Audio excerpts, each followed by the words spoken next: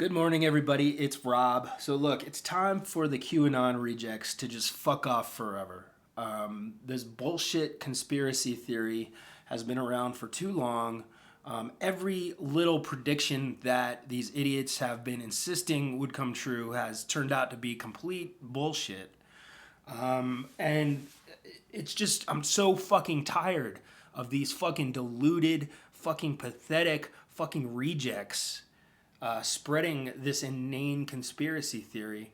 And I'm even more tired of the scumbag or scumbags who, are in charge of peddling this complete nonsense, which really only is only exists to further the cause of extreme right-wing nationalism.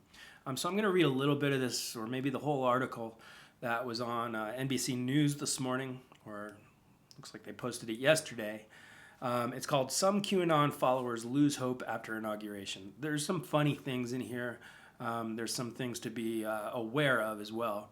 So some QAnon conspiracy theorists in public and private internet forums and chat rooms were despondent Wednesday as their prophecy of an Inauguration Day coup to keep Donald Trump in power failed again as President Joe Biden was sworn into office.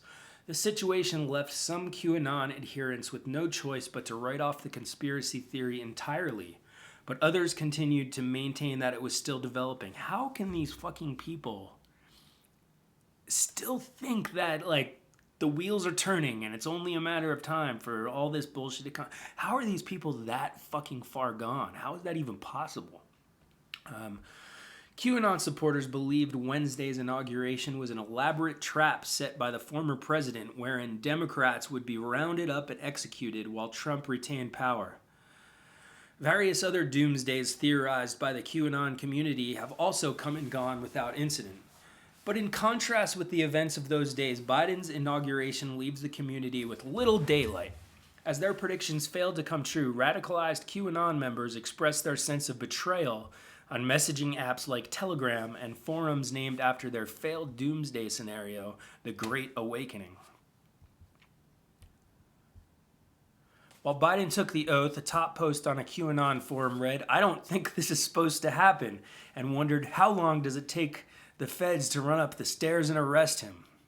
Like, imagine being that deluded that you're sitting there watching the inauguration and you truly believe that soon Joe Biden was going to be arrested and executed. Like, I can't even wrap my mind around that level of delusion. It's just baffling. That's like, being convinced by Charles Manson you should kill a pregnant actress. Deluded. That's how bad and far gone these pieces of shit are.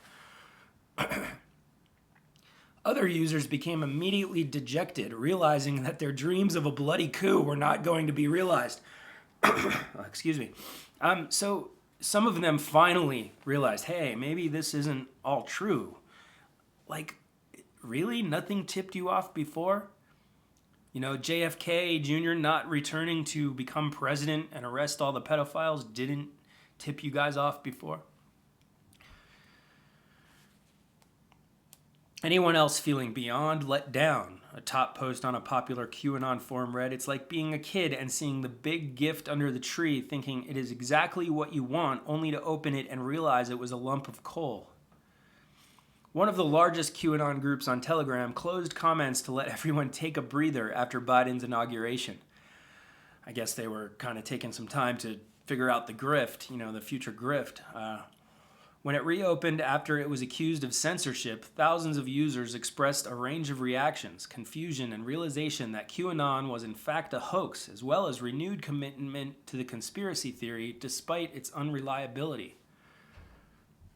Ron Watkins, the former administrator for the message board and QAnon hub 8kun and a major force behind false conspiracy theories surrounding the election results, seemed to capitulate, posting a note to his more than 100,000 followers. "We gave it our all. Now we need to keep our chins up and go back to our lives as best we are able." So basically, Ron Watkins here, most likely, the paycheck that he was getting from, the Trump machine or whatever, they're not going to come anymore, so he's out of it. He's going to move on to some other bullshit. QAnon influencers fled to fringe apps like Telegram and Gab after years of unbridled growth on larger platforms, including Twitter and Facebook, which banned QAnon accounts and content last year. Facebook reported Tuesday that it had removed 60,000 pages, groups, and accounts that had promoted the conspiracy theories since November. Some QAnon followers spent weeks preparing for a nationwide blackout starting at noon on Inauguration Day, warning friends and family in text chains and Facebook messages to buy CB radios and stock up on food. They believed Trump would announce martial law through the emergency alert system before carrying out mass arrests. Travis View, who hosts the conspiracy debunking podcast QAnon Anonymous, which is a really good podcast. I personally can't sit and listen to all this bullshit because I don't care about the little details, but if you're into that sort of thing and really want to get in depth about Q, go check out QAnon Anonymous. These guys, they put together all the information, anything you could possibly want to know about these deranged lunatics that believe this shit. They've figured it out. So anyway, it said those who make money on the conspiracy theory are having a harder time persuading adherents to keep the faith after such a spectacularly wrong prediction. You think?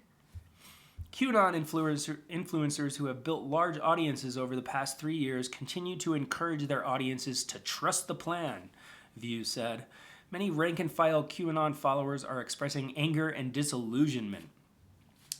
Some QAnon followers stormed the U.S. Capitol on January 6th, including a man wearing a QAnon shirt while leading a pack of protesters toward the Senate chamber. In QAnon chats captured by the fact-checking technology company Logically AI and reviewed by NBC News, QAnon supporters drew hard lines shortly before the inauguration began and immediately felt embarrassed when the coup did not occur. God help us, we're beyond ready. If nothing happens, I will no longer believe in anything, one supporter said at the beginning of the inauguration. We all just got played, another said moments later. Yeah, you fucking did, you fucking rejects. Logically.ai researcher Nick Barkovich said that while it does appear that many QAnon followers are giving up after this last failed prophecy, he has seen white supremacist recruiters raid QAnon groups with the explicit goal of recruiting disillusioned and hopeless conspiracy theorists.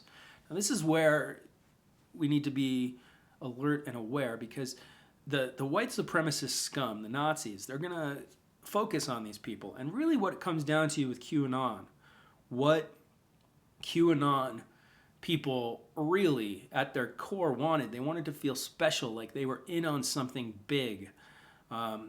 They feel like they've been,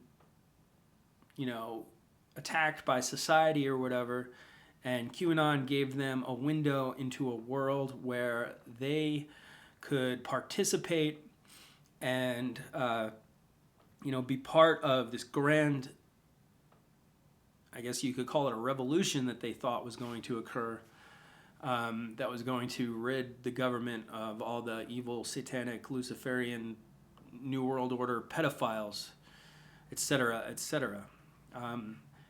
In the days after the Capitol riots, white supremacist groups expressly targeted Parler refugees or Trump fans who they believed could be radicalized after the conservative social media platform Parler was at least temporarily shut down and QAnon was banned from Twitter and Facebook.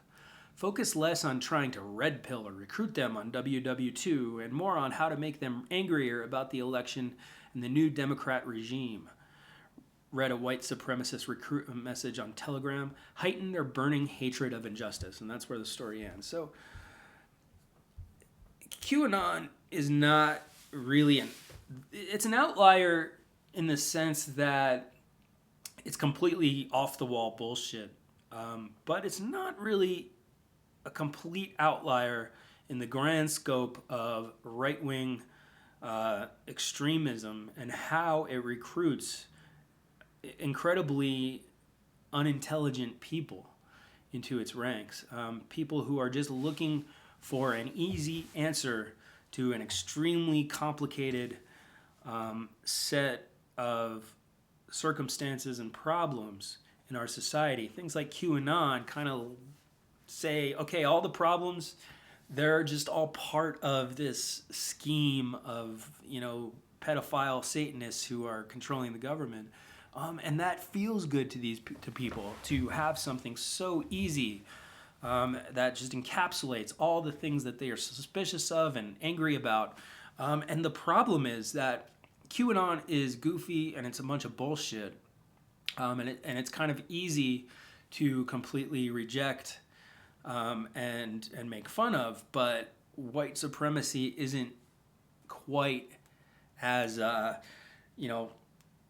rubbery of an opponent.